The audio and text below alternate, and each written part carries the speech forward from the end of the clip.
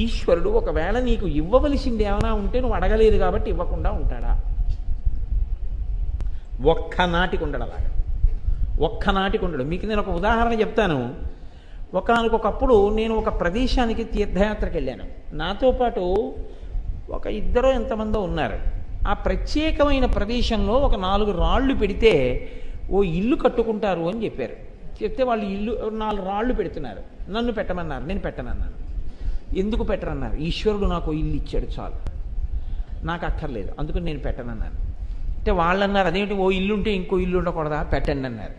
అంటే నేను అన్నాను, అక్కర్లేదంటే నాకు తృప్తి ఉంది, ఒక ఇల్లు ఇచ్చాడు కదా, ఒక ఇల్లు కూడా లేని వాళ్ళు ఎందరో ఉన్నారు, పాక లేని వాళ్ళు ఉన్నారు. నాకు ఆర్సీసీ బిల్డింగ్ ఇచ్చాడు నా తండ్రి, అందులో ఉంటున్నానా ఇంకో చోట అద్దెకుంటున్నానా వేరు, నాకు వద్దులేండి, నాకు ఉంది కదా బిల్డింగ్, ఎక్కడో అక్కడ నాకు సొంత ఇల్లు ఉంది చాలు, నేను అడగనండి అలా ఈశ్వరుని, నాకు సిగ్గుగా ఉంటుంది అలా అడగడానికి, నేను అడగనన్నాను. వీడు పిచ్చాడు మూర్ఖుడు అనుకున్నారు, వాళ్ళు రాళ్ళు పెట్టేశారు. నేను తిరిగి వచ్చేసాను. తిరిగి వచ్చేసినటువంటి చిత్రం ఏంటంటే, ఒక నెల అయ్యేటప్పటికీ వాళ్ళిద్దరూ నా దగ్గరికి వచ్చారు. వచ్చి అన్నారు, ఏమండో వెళ్ళొచ్చిన వేళ విశేషం, మాకు మంచి స్థలాలు దొరికే ఇల్లు కట్టుకుంటున్నాం అన్నారు. చాలా సంతోషం అండి, గృహప్రవేశానికి వస్తాను కట్టుకోండి అన్నారు. మీరు పెడితే బాగుండేది అన్నారు. అంటే నేను అన్నాను, ఇప్పుడు దాని గురించి విచారం ఏముందండి, నేను అసలు ఆ విషయం పట్టించుకోలేదు, మీరు ఎందుకు దాన్ని పట్టుకుని పీక్కుంటారు, దాన్ని అలా వదిలేయండి అన్నాను.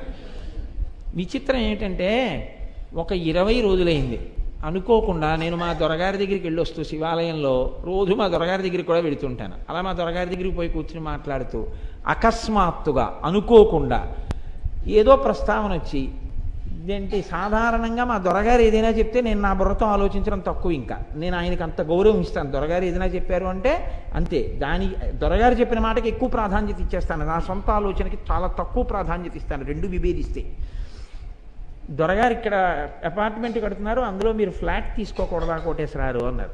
దొరగారు చెప్పారు ఆ మాట, అందుకని వెంటనే గౌరవం ఇచ్చాను. తప్పకుండా దొరగారు అన్నాను.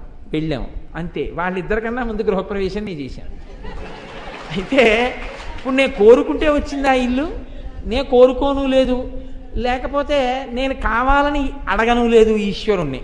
ఈశ్వర నువ్వు నాకు ఒకటి ఇచ్చావు, నాకు తృప్తిని నేను వచ్చేసాను. కానీ ముందు గృహప్రవేశం నన్నే చేయించాడు ఆయన. అప్పుడు నేను అనుకున్నాను, నా నిమిత్తం ఏముంది, వీడు వద్దు వద్దు అంటున్నాడు కానీ పాపం వీడికో ఇల్లు ఇద్దాం అనుకున్నాడు ఆయన, ఇచ్చాడు, ఈశ్వర ప్రసాదం అనుకున్నాను అంతే. కాబట్టి నేను ఈ మాట ఎందుకు చెప్తున్నాను అంటే, స్వోత్కర్ష కింద చెప్పానని మీరు అనుకోకండి. ఒక్కొక్క చోట మీరు వినయంతో విధేయతతో ఈశ్వరుడు ఇచ్చిన దానికి తృప్తితో నిలబడితే పొంగిపోయి ఈశ్వరుడు మళ్ళీ ఇస్తాడు.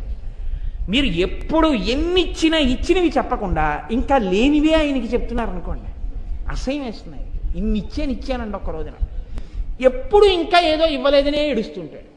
ఇన్ని ఇచ్చాను, వాడికి ఆరోగ్యం ఇచ్చాను, ఎంతోమందికి కళ్ళు లేవు, వాడికి కళ్ళు ఇచ్చాను, ఎంతోమంది వినలేరు, వాడికి వినే శక్తి ఇచ్చాను, ఎంతోమంది మాట్లాడలేరు, మాట్లాడే శక్తి ఇచ్చాను, ఎంతోమంది ఉన్నా తినలేరు, నేను ఉండి తినగలిగిన శక్తిని ఇచ్చాను, జీర్ణమయ్యే శక్తిని ఇచ్చాను.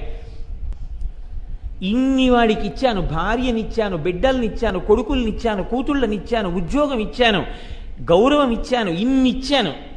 ఇన్ని ఇస్తే ఈశ్వర నాకు ఎన్ని ఇచ్చావు నువ్వు, అందుకు వచ్చాను నమస్కారం చేద్దామని ఒక్కరోజు అంట. ఇంకా ఏదో ఇవ్వలేదని వస్తాను నా దగ్గరికి. ఎంత అసహ్యం వేస్తుందండి ఆయనకి. అక్కడి నుంచి చూడగానే అమ్మో మళ్ళీ వచ్చేస్తున్నాడు బాబోయ్ అనుకోడు. మీరు ఆలోచించండి, మీ ఇంటికే అలా వస్తున్నారు అనుకోండి, వస్తుంటే మీకు ఏమనిపిస్తుంది? అయ్యి బాబోయ్ మళ్ళీ వచ్చేస్తున్నాడేయో అంటారు భార్యతోటి.